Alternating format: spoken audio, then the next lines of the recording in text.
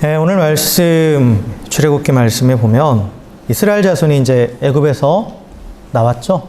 애굽에서 나와서 이제 홍해를 건너고 광야를 지나서 그들이 지금 어디에 도착했냐면 하나님의 산, 신의 산에 도착했습니다. 이제 3개월이 걸렸다라고 지금 기록되어 있죠. 3개월에 걸쳐서 이제 광야길을 걸어서 신의 산에 도착해서 이제 그 앞에 이제 장막을 쳤어요. 장막을 쳤습니다. 근데 이제 그곳에서 하나님께서 이제 모세에게 말씀하시는 거예요. 이스라엘 백성과 언약을 맺겠다. 이스라엘 백성과 언약을 체결하겠다. 라고 그렇게 말씀을 하시죠. 이제 언약이라는 말, 이 언약이라는 단어는 이 두 당사자가 서로를 위해서 어떤 일을 하기로 합의해서 이루어지는 협약을 말하는 겁니다. 협약을 말해요. 그래서 구약에서 이 언약으로 번역된 이 히브리어 원어가 뭐냐면 이 베리트라고 하는 단어가 있는데 이 베리트라는 말의 뜻은 뭐냐면 끊는다, 쪼갠다 그런 의미를 가지고 있어요. 이게 왜 그런 의미를 가지고 있고 이게 왜 이 언약을 의미하는 단어가 됐냐면 고대 근동지방에서는 이 언약을 맺을 때 짐승을 이렇게 잡아요. 짐승을 잡아서 이제 각을 뜬다고 그러죠. 반으로 쪼개는 거예요. 반으로 쪼개서 딱 벌려놓고 언약을 맺는 두 당사자가 그 사이를 지나가는 거예요.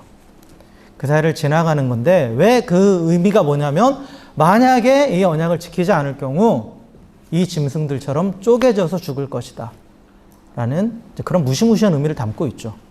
그러니까 목숨 걸고 지켜야 된다는 그런 의미예요.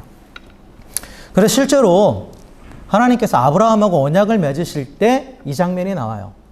처음에 이제 그 아브라함에게 나타났을 때 말고 그 다음에 창세기 27장인가요? 거기에 이제 이 언약 맺으신 언약 체계라는 예식이 나오는데 그때 하나님께서 아브라함에게 그 재물을 잡아서 이렇게 벌려놓으라고 말씀하시죠. 벌려놓으라고 말씀을 해요. 쪼개서 이렇게 벌려놓으라고 말씀하세요. 그런데 이제 그 쪼개진 그 사체 사이를 하나님만 지나갑니다. 자세히 보시면 하나님만 지나가요. 아브라함은 지나가지 않아요. 하나님 여호와의 불이 그 사이를 지나갔다라고 그렇게 표현되어 있어요. 그러니까 하나님께서 반드시 지키시겠다라는 걸 의미하는 거죠. 사실 하나님께서 아브라함에게 주신 언약은 아브라함이 할 건 아무것도 없거든요. 그 언약의 내용을 자세히 들여다보면. 그리고 나중에도 더 살펴보겠지만 하나님께서 아브라함에게 언약을 주셨을 때는 일방적으로 하나님께서 내가 너를 어떻게 해주겠다. 그 약속만 있어요. 그거에 대해서 아브라함에게 뭘 요구하신 건 아무것도 없어요. 아무것도 없습니다. 그렇기 때문에 언약을 지키는 당사자도 하나님이신 거예요. 그러니까 아브라함은 그 사이를 지나가지 않고 하나님만 지나가는 거죠. 그래서 반드시 그 언약을 지키시겠다라는 걸 분명하게 보여주시죠. 어쨌든 그때도 이러한 그 언약을 맺는 의식이 행해졌어요. 행해졌다라는 거죠. 근데 이제 구약 성경에 보면 이제 언약이 몇 가지 형태가 나오는데 그 양쪽이 동등한 입장에서 맺는 언약, 그리고 또 유력한 쪽에서 일방적으로 맺는 언약, 이런 것들이 있고, 그 다음에 중요한 게 뭐냐면 하나님께서 사람과 맺는 언약. 그래서 하나님께서 아브라함과 맺으시는 언약, 그리고 오늘 신의 산에서 나타난 언약, 그리고 노아와 맺으시는 언약, 이런 것들이 곧 하나님이 사람과 맺으시는 언약이에요. 그런데 이 하나님께서 이 사람과 맺으신 언약은 하나님께서 주권적으로 행하시는 그런 약정입니다. 그래서 주도권이 언제나 하나님께 있고 인간은 받기만 하는 거예요. 받기만 하는 거죠. 하나님께서 일방적으로 세우시는 약속이에요. 그 사실 그걸 좀 구별하기 위해서 하나님이 인간에 주시기는 이런 일방적인 약속을 언약이라고 하고, 우리가 쉽게 표현하면은 인간과 인간 사이에 서로 이익을 위해서 맺는 언약을 그 협약을 계약이라고 하는 거죠. 계약. 그렇죠? 그러니까 계약이라는 것은 서로의 이익을 위해서 맺는 거예요. 그죠?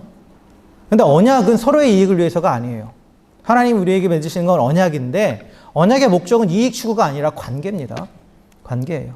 그래서 하나님은 언약을 통해서 우리에게 관계를 맺자고 하시고, 그리고 그 언약에서는 일방적으로 우리에게 베푸시는 겁니다. 하나님께서 일방적으로 베푸세요. 그래서 오늘 본문도 하나님께서 이 신의 산에서 이스라엘 백성과 언약을 맺자라고 지금 말씀을 하시는 거예요. 언약을 맺자라고 말씀하시는 거죠. 그래서 이 신의 산 언약은 이 이후에 이제 이스라엘이 유일하신 하나님을 믿는 그 모든 신앙의 가장 기초가 됩니다. 기초가 돼요. 그리고 그들이 나중에도 하나님께서 이들을 책망하실 때 너희들이 내 언약에서 떠났다라고 했을 때가 바로 이 신의 산 언약이에요. 이 신의 산 언약입니다. 근데 이 언약을 이렇게 쭉 이제 우리가 자세히 살펴볼 텐데 이 언약의 내용은 간추려서 보면 이렇게 되어 있어요. 먼저 신의 산에 도착하기까지 이스라엘의 출애굽 사건과 광야의 여정을 이끄신 그 하나님의 은혜를 회상하는 것으로 시작합니다.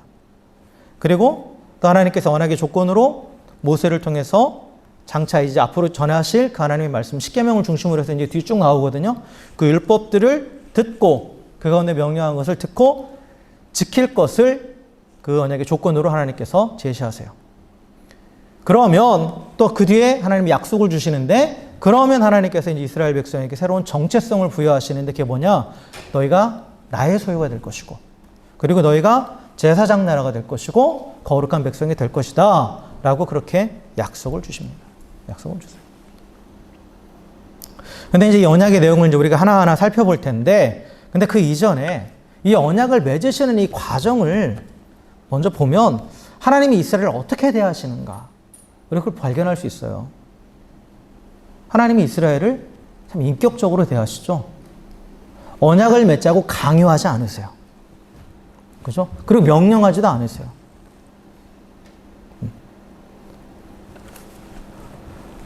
그리고 이스라엘을 자유인으로 대하시죠.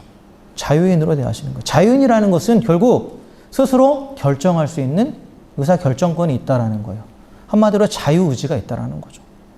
자유의지가 있다라는 거예요. 그래서 오늘 이 내용을 보면 하나님께서 이스라엘과 언약을 맺자라고 얘기하시잖아요. 이건 뭐예요? 니들이 선택할 수 있다라는 거죠. 언약을 맺을지 맺지 않을지는 너희들이 선택해라예요. 그죠? 강요하시는 게 절대 아니라는 거죠. 그들에게 결정권을 주시는 거죠. 하나님 우리 인간을 대할 때, 우리를 대할 때 동일하게 하나님은 항상 인격적으로 대하십니다. 하나님 우리와 관계를 맺으시는 방식은 인격적인 관계를 맺기 원하시는 거예요. 하나님은. 언약을 통해서 인격적인 관계를 맺기 원하신다라는 거죠.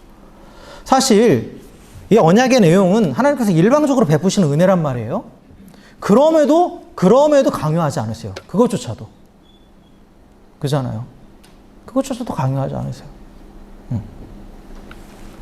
하나님은 아브라함에게도 그러셨고 모세에게도 그러셨고 이스라엘 백성에게도 언약의 내용을 먼저 다 공개해 주시고 이것을 가지고 나와 언약을 맺을지 말지 너희들이 결정해라 라고 그렇게 선택권을 주셨어요. 이게 어디서부터 시작됐냐? 첫사람 아담부터 시작된 거예요. 이게 어디서부터 나왔냐? 아담부터 시작돼요. 하나님께서 아담에게도 선택권을 주셨죠. 계속해서.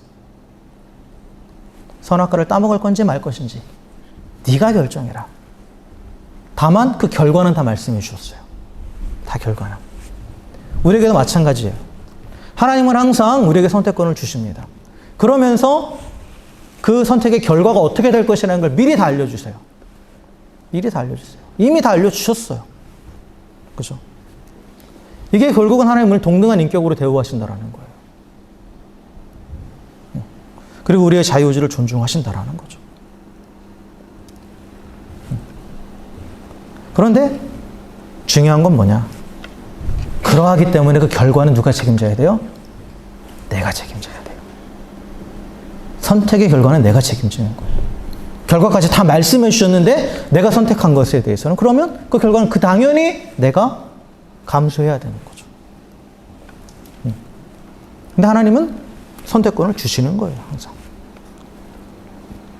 그래서 오늘도 이스라엘 백성한테도 먼저 오셔서 언약을 맺자라고 그렇게 말씀하세요. 그런데 이제 언약을 맺을지 말지 결정하기 위해서는 반드시 알아야 되는 두 가지가 있습니다. 여러분, 계약할 때 우리가 그러니까 사람 사이에 우리가 계약들을 하잖아요. 뭐 집을 계약하기도 하고 뭐 고용 계약도 하고 여러 가지 계약들을 하잖아요.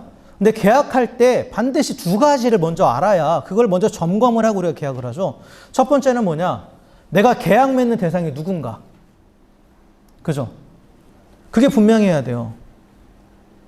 즉 내가 이 계약 맺는 대상이 정말 내가 이 계약을 맺었을 때 이 사람이 그 계약을 신실하게 준행할 만한 신실함이 있고 능력이 있는가. 그걸 보죠. 그걸 봐요. 그게 못 믿어오니까 보증을 세우는 거 아니에요. 그죠? 계약을 이행할 수 있도록 뭔가를 안전장치를 만들어 놓는 거 아니에요. 보증이라는 것을. 그러니까 계약 맺는 대상과 내가 지금 계약을 맺는 대상이 누구인지를 먼저 알아야 돼요. 그리고 두 번째 중요한 건 또 뭐예요? 계약의 내용이 뭔지 알아야죠. 계약의 내용이 뭔지. 여러분 그 뭐 핸드폰 계약이나 이런 거 맺을 때 한국에서 뭐 약관들 있잖아요. 약관이 계약의 내용이잖아요. 근데 깨알같이 써있어서 다 모르잖아요. 못 보잖아. 너무 많고. 근데 그거 다 안 읽어보고 계약 잘못 맺었다가 손해보는 경우들이 많죠. 특별히 보험 계약 보면. 그죠? 보험 계약을 보면 우리가 모르는, 못 본 조항들이 많이 있어요. 근데 그들은 뭐라 그래요? 이미 다 여기 나와 있지 않냐라고 얘기하죠. 계약의 내용이 나와 있지 않냐. 그러니까 계약의 내용을 확인을 해야 정확하게 확인을 하고 우리가 계약을 하는 거예요. 그죠? 하나님께서도 이스라엘과 언약을 맺으실 때 똑같아요. 내가 언약을 맺을 대상이 누구인지 먼저 가르쳐 주세요. 그리고 그 언약의 내용이 무엇인지 먼저 또 분명히 가르쳐 주세요.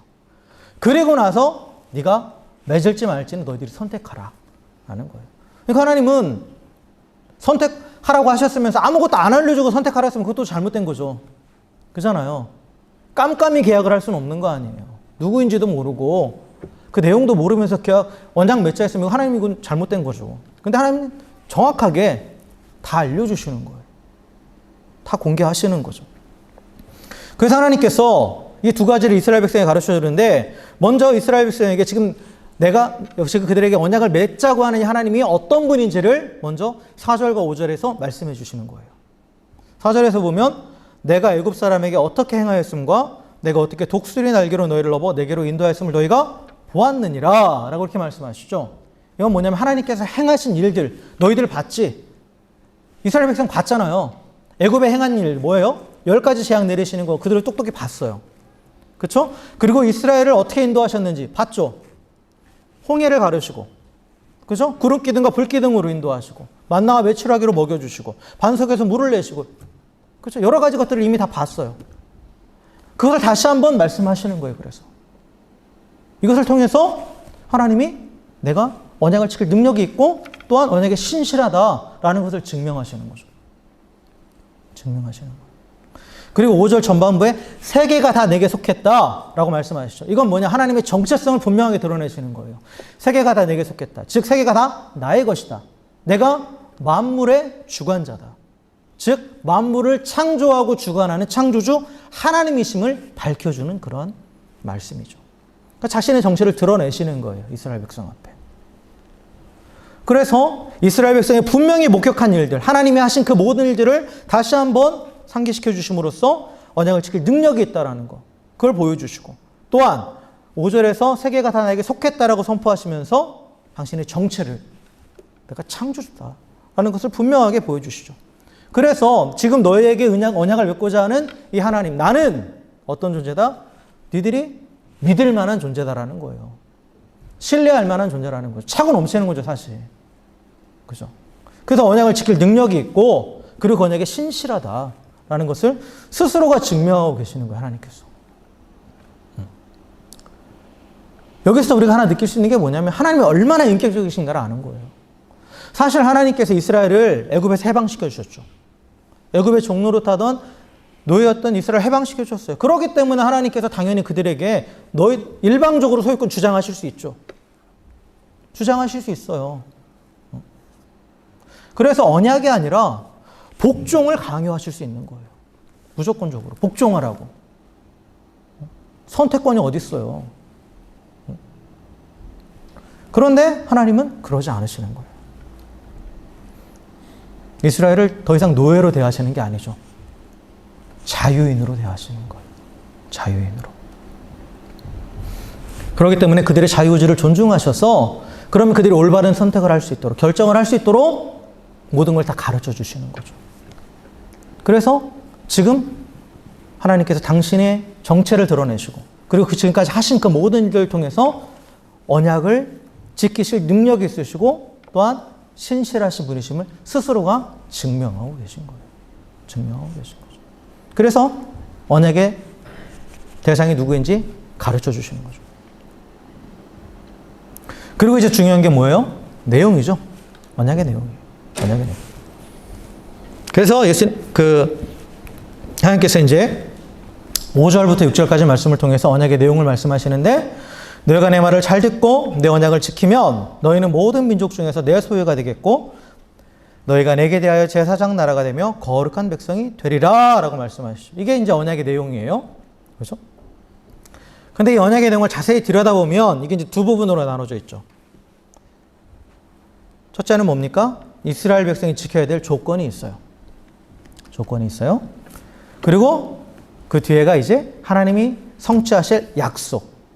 그러니까 조건과 약속으로 좀 구성이 되어 있어요. 언약의 내용을 보면. 그렇죠?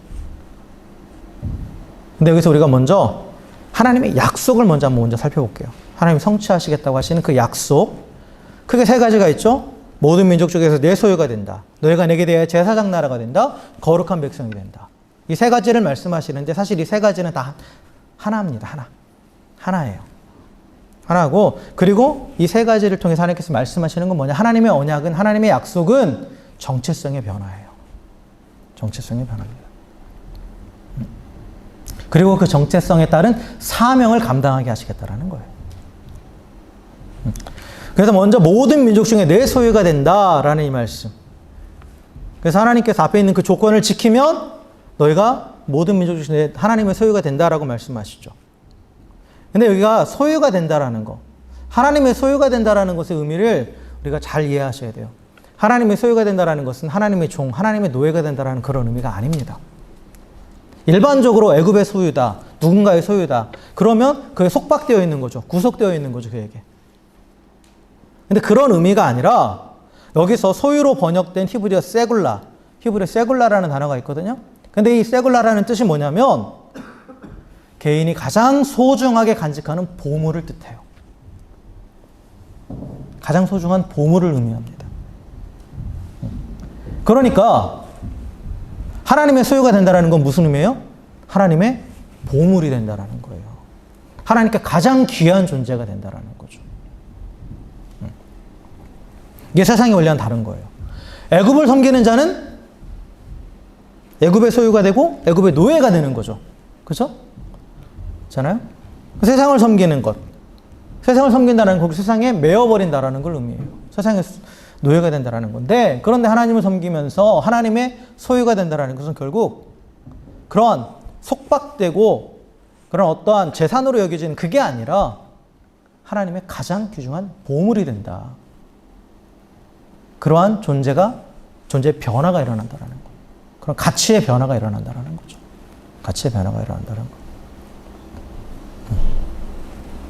그래서 하나님께서 이스라엘을 나의 소유로 삼겠다라고 하셨던 거. 나의 가장 귀중한 보물로 여기시게 됐다라는 건 뭐예요? 가장 귀중한 보물은 끝까지 지키는 거죠. 끝까지 간직하는 거예요. 그렇죠? 끝까지 사랑하는 거예요. 그렇게 만들겠다라는 거죠. 그러한 존재로 바꾸시겠다라는 거예요. 이게 하나님의 약속입니다. 하나님의 약속. 그래서 애굽의 종이었던, 애굽의 노예였던 이스라엘을 하나님의 가장 귀중한 보물로 그 정체성과 존재와 그 가치 자체를 완전히 바꿔버리시겠다라는 것을 약속하고 계시는 거죠. 그리고 이어지는 게 이제 두 가지. 내게 대해 제사장 나라가 되고 거룩한 백성이 된다라는 건데, 이 제사장 나라가 된다. 그래서 제사장의 역할이 뭡니까? 제사장의 역할은 뭐예요? 하나님과 인간 사이를 중재하는 역할을 하는 게 제사장의 역할이에요. 그렇죠? 그래서 사람들 앞에서 하나님을 드러내는 존재가 제사장이에요. 나중에 이렇게 그 성막을 짓고 할 때 그 대제사장의 의복에 관한 규정들 쫙 나오거든요. 근데 그 대제사장의 의복에 쓰이는 여러 가지 재료들은 지성소에 쓰이는 재료들이에요. 색깔이나 이런 모든 것들이. 즉, 이 대제사장의 의복은 하나님을 상징해요. 하나님. 그래서 제사장은 하나님을 보여주는 존재라는 거예요. 그래서 우리가 예수님을 우리의 대제사장이 되셨다고 했을 때, 물론 우리의 죄를 속죄하시는 의미도 있지만 대제사장 그 자체로서 하나님을 드러내시는 분이라는 거예요. 하나님을 보여주는 분이라는 거죠. 예수님. 그러니까 이스라엘이 제사장 나라가 된다라는 것은 하나님을 보여주는 존재가 된다라는 거예요. 그리고 제사장은 그리고 백성들을 하나님께로 이끄는 역할을 하죠. 하나님 앞에 나아갈 수 있게 하는 거잖아요. 그렇죠? 제사장이 있어야 하나님 앞에 나아갈 수 있단 말이에요. 그래서 이스라엘이 모든 민족과 모든 열방 가운데서 제사장 나라가 된다는 것은 그들에게 하나님을 보여주는 나라가 되고 그리고 모든 민족과 열방을 하나님께로 이끄는 나라가 되게 하겠다라는 그런 의미입니다. 그래서 제사장 나라가 된다는 것은 정체성의 변화와 동시에 뭐예요? 사명이에요. 사명이죠. 그들의 사명이에요. 거룩한 백성이 된다. 이것도 마찬가지예요. 거룩한 백성이 된다라는 것도. 이 거룩하다라는 말은 구별되다라는 의미를 갖고 있어요. 분리되다, 다르다라는 거죠. 다르다예요. 그리고 백성, 이 백성은 나라가 있죠. 그러니까 거룩한 백성, 거룩한 하나님의 나라의 백성이 된다라는 거예요. 그럼 하나님의 나라는 어떤 나라입니까? 하나님이 통치하시는 곳이에요. 즉 하나님의 주권이 선포되고 그 뜻대로 이루어지는 곳이 하나님 나라입니다. 하나님 나라. 그럼 하나님의 백성이 된다라는 것은 하나님의 통치 아래 있는 자라는 거죠. 근데 이 하나님의 백성, 즉 거룩한 백성이라는 것은 하나님의 통치 아래 있어서 세상의 법칙을 따르지 않고 세상과는 구별되는 다른 그런 모습을 보인다라는 거예요. 다른. 그러니까 세상의 법칙을 따르지 않고 다르게 사니까 결국은 드러나겠죠. 드러난다라는 거예요. 그래서 그 삶의 모습들을 통해서 그들의 삶의 모든 원칙들, 그들이 따라가는 그 삶의 모습을 통해서 또 하나님을 드러낸다라는 거죠. 하나님을 드러낸다라는 거예요. 그래서 거룩한 백성이 된다라는 것도 결국 그들의 정체성의 변화인과 동시에 동일하게 하나님의 세상 가운데 드러내야 되는 그 사명을 말씀하시는 거예요. 더 이상 세상을 통치를 받는 것이 아니라 하나님의 통치를 받는, 그래서 세상과 다름을 분명하게 드러내는 그러한 존재가 되게 하겠다라는 거죠. 결국 하나님의 이 언약에 있는 그 약속을 통해서 너희가 내 소유가 되고 그리고 나서 그 소유로서 이제 감당해야 될 사명이 뭐다? 제사장과 거룩한 백성의 사명이다라는 거죠. 이게 정체성이고 사명이 되는 거예요. 사명이 되는 거죠. 그래서 이스라엘은 하나님의 특별한 소유로서 열방 가운데 하나님을 드러내는 거룩한 백성이 되고 모든 열방을 하나님께 이끄는 제사장 나라가 될 것이라고 그렇게 약속하십니다. 이게 하나님의 약속이에요. 그런데 이 약속이 성취되기 위해서는 어떻게 해야 합니까? 그 앞에 조건이 있죠. 이스라엘 백성이 지켜야 되는 조건이 있어요. 조건이 있습니다. 그게 뭡니까? 5절에 보면 너희가 내 말을 잘 듣고 내 언약을 지키면 이라고 이렇게 말씀하시죠. 그러니까 조건이 달려있어요. 그래서 하나님께서 이스라엘 백성을 내 소유로 삼고 거룩한 제사장 나라와 거룩한 백성으로 삼으시겠다라고 약속하셨는데 그 약속이 이루어지게 한 조건은 뭐라고요? 모세를 통해 전해질 하나님의 말씀을 잘 듣고 그리고 그 가운데 명령하신 것을 잘 지키라는 거예요. 그게 조건이죠. 근데 여기서 이제 우리가 한 가지 좀 생각해 봐야 될 게 있어요. 그게 뭐냐면 하나님의 언약, 지금 이스라엘 백성이 지금 시내산 언약, 시내에서 받는 이 언약의 그 뿌리를 거슬러 올라가 보면 뭐냐면 아브라함의 언약이에요. 하나님께서 아브라함에게 주셨던 언약이 있죠. 그 언약이에요. 그리고 그 언약의 출발점은 창세기 12장 1절이죠. 12장 1절, 2절, 3절의 말씀. 그죠? 특별히 이제 2절에 나와 있는 말씀인데, 근데 그 아브라함의 언약을 자세히 들여다보면 조건이 없어요. 조건이 없어요. 특별한 조건이 없어요. 그냥 하나님께서 주권적으로 아브라함을 택하셔서 내가 너를 복이 되게 하겠다. 내가 너로 큰 민족을 이루게 하겠고 내게 너의 이름을 창대하게 하겠고 너로 복이 되게 하겠다. 그렇게 하나님께서 일방적으로 선포하세요. 그러니까 아브라함이 지켜야 될 조건은 하나도 없어요. 그 과정에서는. 하나도 말씀하지 않으세요. 그런데 이 시내산 언약에서는 이 아브라함의 언약과 사실 다 일맥 같은 의미인데, 그런데 하나님께서는 이 이스라엘 백성의 조상 아브라함에게 하신 것처럼 그냥 내가 너희를 나의 소유로 삼는다, 너희들은 나의 소유다 라고 선포하고 너희들은 제사장 나라다, 거룩한 백성이다 이렇게 선포하지 않으시고 그 앞에 지켜야 될 조건을 제시하시는 거예요. 조건을 제시하는 거죠. 그 좀 차이가 있죠? 차이가 있죠? 왜 그러셨을까? 왜 하나님께서 아브라함에게 언약을 맺으실 때는 조건을 제시하지 않으시고 왜 이 시내산에서 그 후손인 똑같은 언약인데 이제 언약의 내용을 들여다볼 텐데 하나하나 따져보면 다 똑같은 내용이거든요. 근데 왜 하나님께서 하나님의 말씀을 지키라는 그 조건을 제시하셨을까? 라는 것을 우리가 생각을 해봐야 된다는 거죠. 서로 다른 언약이 아니에요. 같은 언약입니다. 그래서 이 아브라함의 언약에 있는 약속과 이 시내산 언약에 있는 약속을 한번 이렇게 비교해 볼게요. 하나님께서 창세기 12장 2절에서 내가 너로 큰 민족을 이루고 내게 복을 주어 내 이름을 창대하게 하리니 너는 복이 될지라 라고 이렇게 말씀하셨죠. 그래서 여기서 주신 약속을 보면 큰 민족을 이루게 하겠다. 그죠? 그리고 내게 복을 주어 내 이름을 창대하게 하겠다. 그리고 너는 복이 되겠다. 복이 될 것이다. 세 가지죠. 세 가지예요. 근데 이 시내산 언약에서 주시는 내용은 보면 너희는 모든 민족 중에서 내 소유가 되겠고 너희가 내게 대하여 제사장 나라가 되며 거룩한 백성이 되리라. 근데 여기서 하는 약속은 두 가지예요. 너희가 모든 민족 중에 내 소유가 되겠고 그 다음에 내게 대하여 제사장 나라가 되며 거룩한 백성이 되리라. 이게 하나거든요. 이렇게 두 개로 볼 수 있어요. 그래서 아브라함에게 주셨던 그 첫 번째 언약 약속은 큰 민족을 이루게 하겠다예요. 그죠? 근데 이것은 이루어졌거든요. 그잖아요. 지금 시내산 앞에 있는 이스라엘 민족이 장정만 60만이에요. 그죠? 그러니까 약 200만 명의 사람, 큰 민족을 이미 이루었어요. 이건 이미 이제 이루어진 거예요. 이루어졌죠? 그리고 아브라함이 주셨던 내게 복을 줘 내 이름을 창대하게 하겠다. 창대하게 하겠다. 이것이 바로 하나님께서 내 소유가 된다라는 거예요. 이스라엘 나의 소유로 삼겠다라는 거죠. 그래서 이름을 창대하게 한다. 아까 말씀드린 것처럼 언약의 핵심은 존재의 변화라고 그랬어요. 정체성의 변화. 그죠?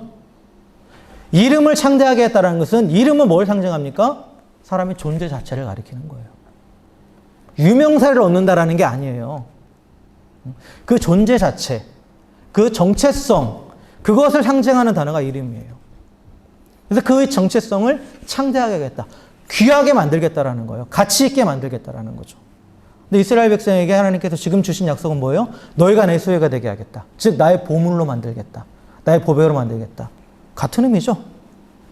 같은 의미예요.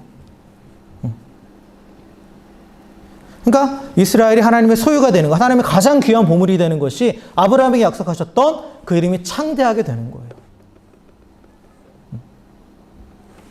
그리고 또 아브라함에게 주신 너는 복이 될 것이다. 너는 복이 될지라. 이것은 제사장 나라와 거룩한 백성이 되리라. 라는 이 약속과 같은 의미를 가지고 있어요. 복이 뭐라고 그랬죠? 복. 다 잊어버리시진 않았겠죠? 설마? 복이 뭐라고 그랬어요?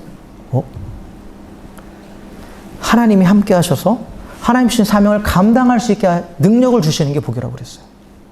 그죠? 그러니까 복은 결국은 하나님이 이 땅 가운데에 어떤 모든 피조물을 만들고 또 인간을 만들고 하실 때 하나님이 주신 그 사명들이 있다고, 그 기능들이 있단 말이에요. 그것을 제대로 발휘할 수 있도록 능력을 주시는 게 복이라고 그랬어요. 그런데 그 능력은 어디로부터 오는 거예요? 하나님으로부터 오는 거예요. 그래서 진정한 복은 뭐로부터 시작하는 거예요? 하나님과의 관계로부터 시작되는 겁니다. 즉 하나님과의 관계 회복이 있어야 그게 복이, 즉 그 주시는 능력 안에서 그 모든 기능을 회복하는 그 복이 시작되는 거예요. 그죠? 그래서 중요한 건 하나님과의 관계 회복이죠. 그래서 하나님과의 관계 회복을 위해서 하나님을 봐야 돼요. 하나님을 알아야 되는 거 아니에요. 그죠?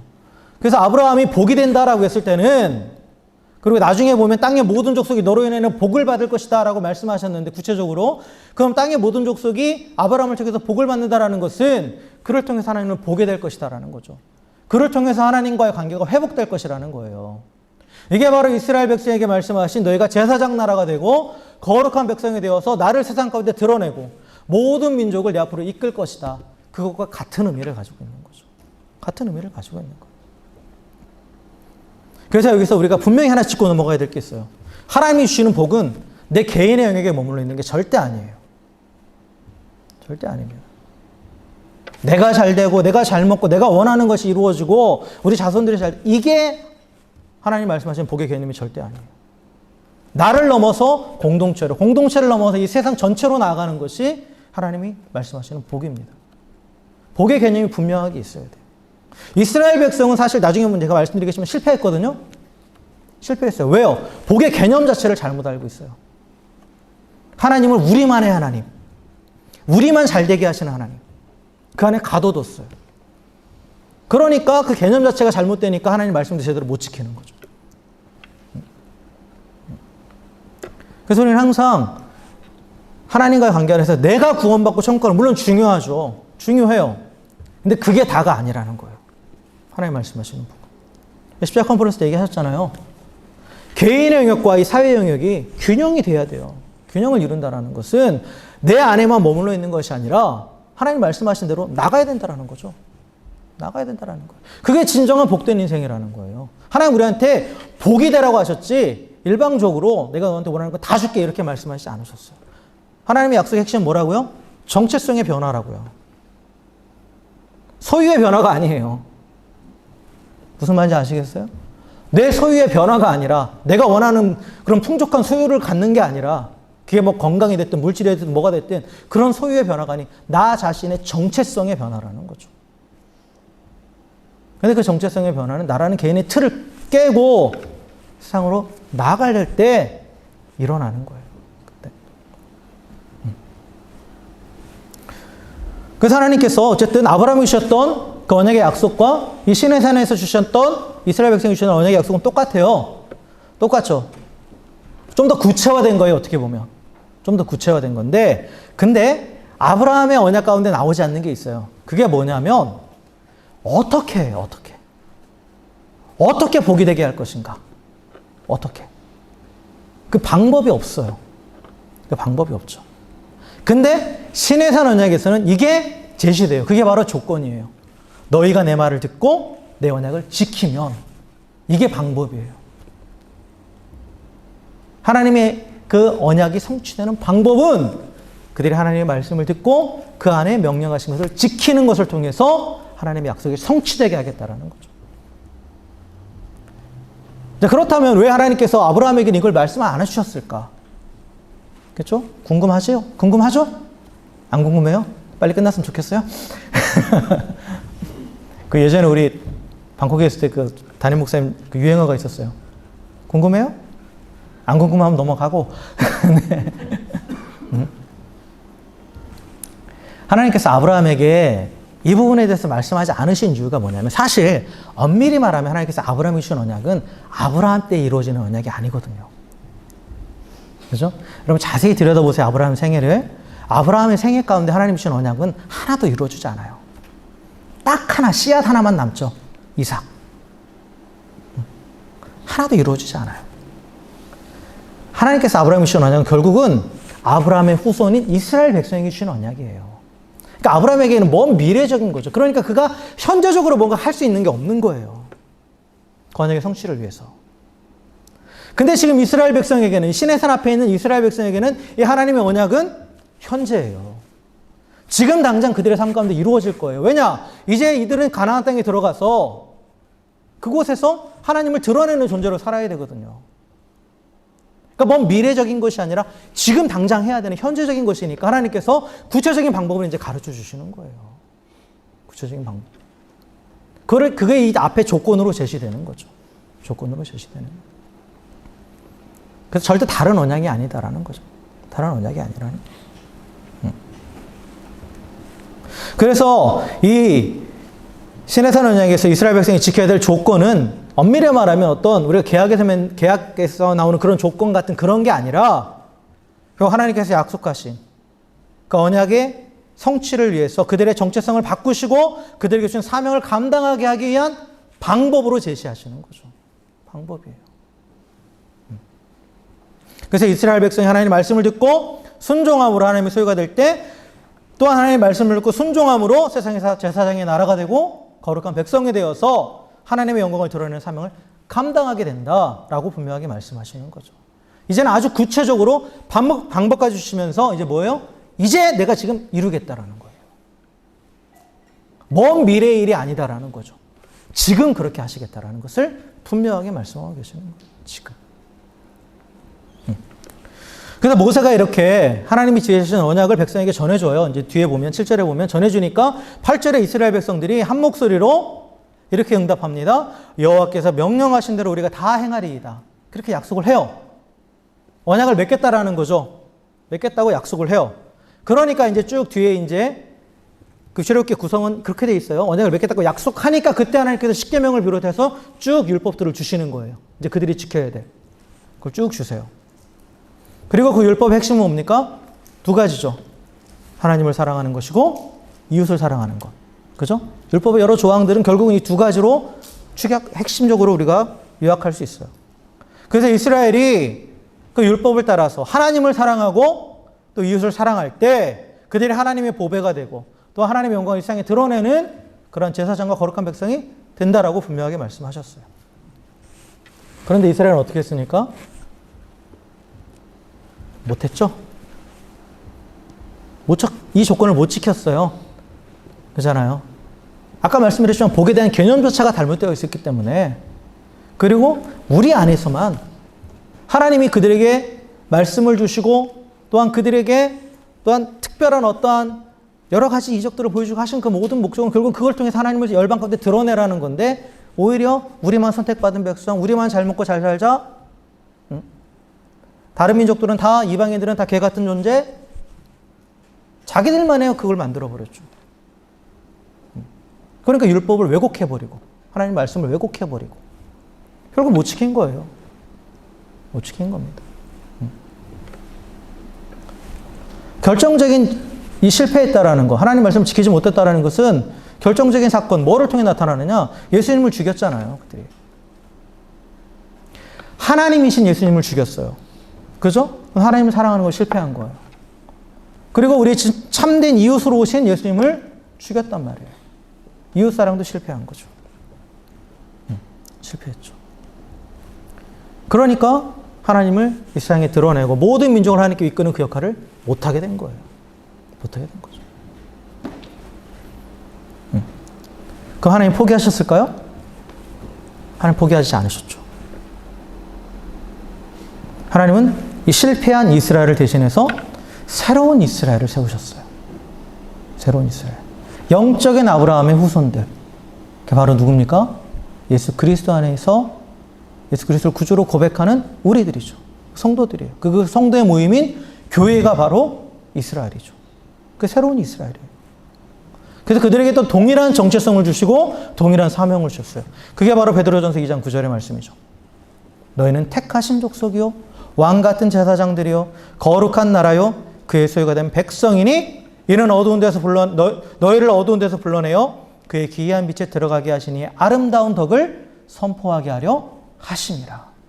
분명한 목적까지 다시 한번 제시해 주시죠. 그래서 하나님께서 교회에 부여하신 정체성과 사명, 그것은 또한 교회의 공동체 일원인 그의 지체들인 우리들 한 사람 한 사람에게도 동일하게 적용되는 거예요. 그래서 우리가 하나님께서 주신 이 정체성, 이 사명을 감당하기 위해서 우리가 하나님 말씀을 듣고 순종해야 된다는 거죠. 근데 이렇게 얘기하실 수 있어요. 나는 이런 언약 맺은 적 없는데요? 아니에요. 예수 그리스도 안에서 우리 이미 이 언약을 맺은 거예요. 예수 그리스도의 피로. 언약을 맺으려면 반드시 피가 필요하거든요. 예수 그리스도의 피로 우리는 이 하나님께서 우리가 맺으신 그 언약 안에 들어간 거예요. 들어간 거라는 거죠. 그래서 우리가 세상에 하나님을 보여주는, 즉 하나님의 계시가 되어야 된다는 거죠. 계시가 돼야 돼요. 그러기 위해서 동일하게 하나님 말씀을 듣고 명령하신 대로 순종해야 돼요. 그래서 예수님이 우리에게 새 계명을 주셨잖아요. 우리가 새로운 이스라엘이기 때문에 새로운 계명을 주시는 거예요. 요한복음 13장 34절에 새 계명을 너희에게 주노니 서로 사랑하라. 내가 너희를 사랑한 것 같이 너희도 서로 사랑하라. 그래서 예수님 말씀대로 서로 사랑할 때 누구처럼? 예수님이 나를 사랑하신 것처럼. 나의 권리, 나의 목숨, 나의 자존심, 나의 감정 다 내려놓고 철저하게 섬기고 철저하게 나누는 그러한 사랑을 할 때 그때 우리의 존재 자체가 하나님의 귀한 보배로서 이 땅 가운데 하나님의 영광을 드러내는 그러한 사명을 감당할 수 있다는 거죠.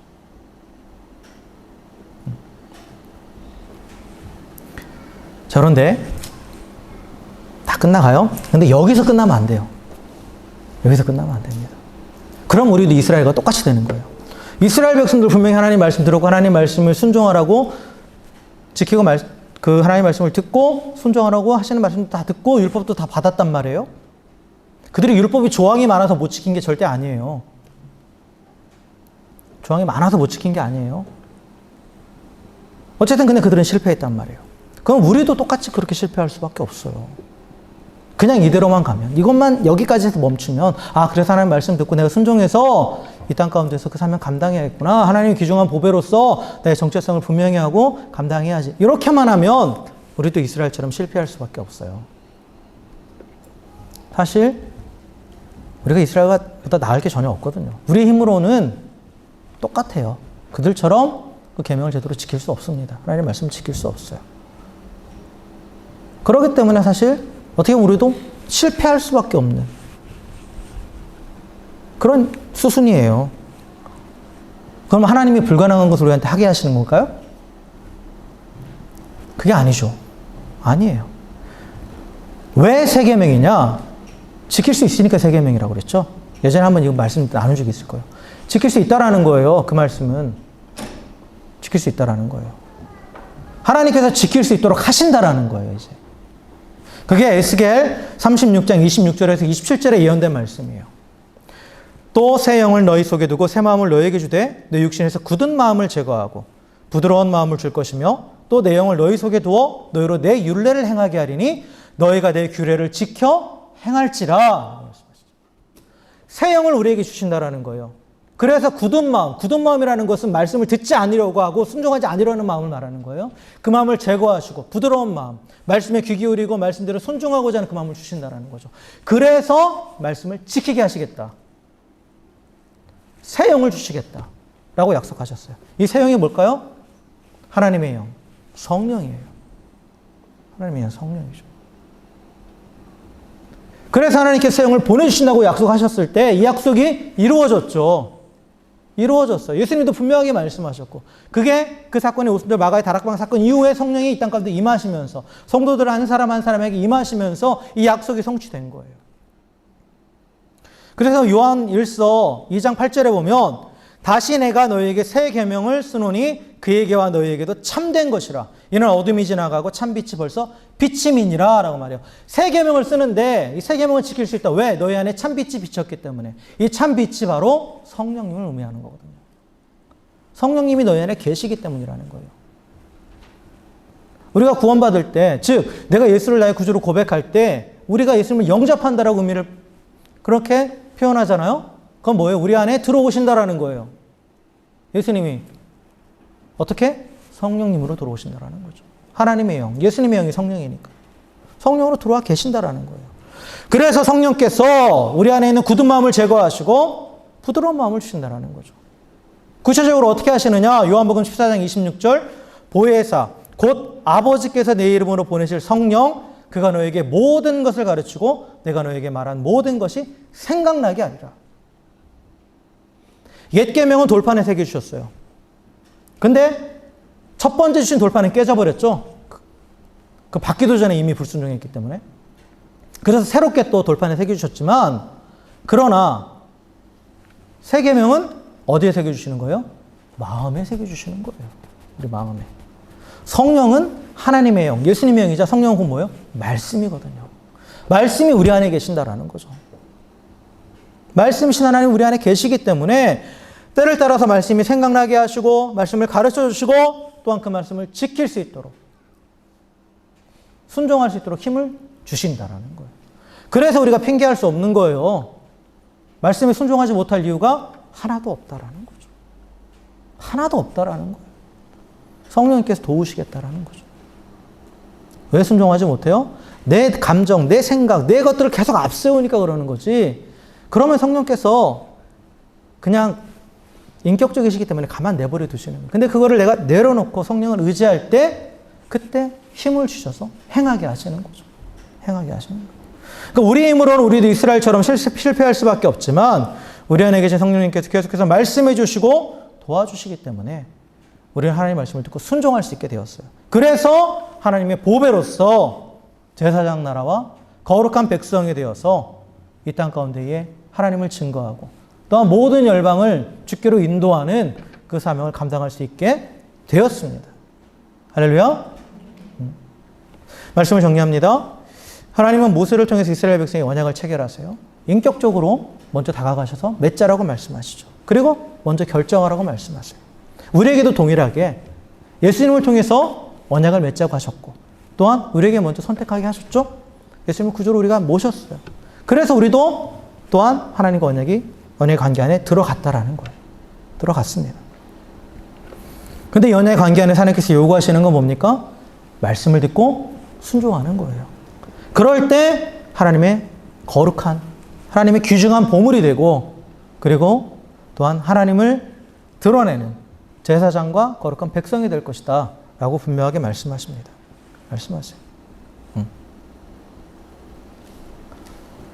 그래서 우리가 이 언약의 관계 안에서 우리 정체성에 맞게, 또한 그 사명을 감당하기 위해서는 항상 주의 말씀에 귀를 기울이고 그 말씀에 순종해야 됩니다. 그런데 내 힘으로는 되지 않죠? 그러니까 우리는 어떻게 해야 돼? 항상 성령의 도우심을 구하는 거예요. 우리 안에 계신 성령님, 내 안에 계신 성령님, 내 하나님 말씀 알아요. 근데 안 돼요. 솔직하게 인정하세요. 안 돼요. 그런데 하나님이 내게 주신 정체성, 내가 하나님의 귀한 보물이고 이 땅 가운데 거룩한 제사장이고 또 하나님의 백성이기 때문에 그 말씀대로 살고 싶습니다. 그렇게 기도하면서 몸부림 쳐보세요. 분명히 성령께서 도와주십니다. 성령님은 도와주시기 위해서 같이 계시는 거예요. 보혜사죠? 도와주시기 위해서 같이 계시는 거예요. 우리가 그 도움을 구하지 않으니까 여전히 말씀대로 순종하는 게 어려운 거예요. 내 생각과 내 감정, 내 경험을 앞세우고 계속해서 성령님을 저 뒤로 제쳐두니까 안 되는 거예요. 사랑하는 성도 여러분, 하나님께서 우리를 소중한 보배라고 부르시는 줄 믿습니다. 또한 우리는 그 하나님 일상에 드러내야 되는 그 제사장과 거룩한 백성이 되어야 됨을 잊지 마시기를 주의 이름으로 축원합니다. 그래서 무엇보다도 서로 사랑하라. 예수님처럼 내 이웃을, 내가 만나는 모든 이들을 그렇게 사랑하고 섬김으로 나의 정체성을 분명히 하고 또 하나님이 주신 사명을 감당해 나아가는 저 여러분 되길 주의 이름으로 축원합니다. 그래서 이를 위해서 성령의 도우심을 구하십시오. 다른 것이 아니라 주신 사명과 정체성을 분명하게 하기 위해서 성령의 도우심을 구하라는 거예요. 이게 하나님의 나라와 하나님의 의를 구하는 겁니다. 이게. 그럼 먼저 그의 나라와 그의 의를 구하면 하나님이 어떻게 하신다고 하셨어요? 모든 것을 더하신다고 그랬죠? 그렇죠? 우선순위가 분명해야 돼요. 성령의 도우심을 왜 구해야 된다고요? 하나님의 나라와 하나님의 의, 즉 하나님의 주신 정체성과 그 사명을 감당하기 위해서 구하라는 거예요. 그러면 내가 문제라고 생각하는 그 모든 것들 하나님께 더해 주신다고요. 이 사실을 분명히 기억하시면서 항상 성령의 도우심을 힘입어 말씀에 순종함으로 우리 정체성을 분명히 하고 또 하나님의 영광을 드러내는 그 삶을 끝까지 감당하는 우리 모두가 되기를 다시 한번 주의 이름으로 간절히 축원합니다. 함께 기도하겠습니다.